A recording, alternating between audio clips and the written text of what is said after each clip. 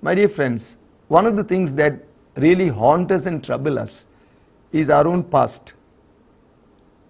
Our past trouble us quite a lot. Is that not your experience? Interestingly, the word in Hindi and many of our Indian languages for past is bhoot. Bhoot. Bhoot has another meaning, that is ghost. In fact, quite often our past is like a ghost, all the time troubling us. Many of us are all the time pondering on our past. I still remember a young woman who had come to meet me years ago, who when she was 8 years old had a very traumatic experience, or rather one of the young neighbors wanted to use her, and now she was 8 years old only, and yet she could not believe that she could be married.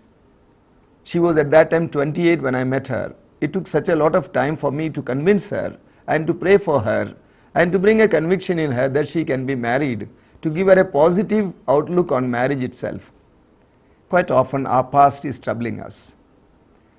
In the book of Isaiah chapter 43 verse 18, the word of God says, "Do not cling to the events of the past."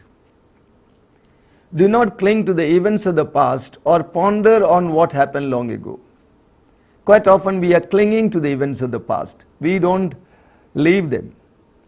And what is needed right now is to leave them. Don't cling to it. Do not be emotionally attached to it. Do not be trying to take any pleasure out of it, no matter whether it is negative. It's very important that we leave them. In our past there have been many things that have occurred, but it is for us to see that we leave them, and look forward to something better. Let not the past trouble us anymore.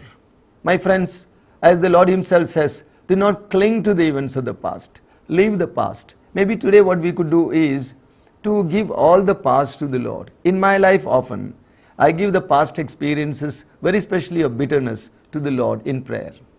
I go on surrendering, little by little, and I find gradually I am being liberated from the burden of the past.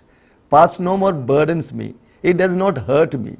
As long as your past is unfortunate according to you, it will go on hurting you whenever you think of them.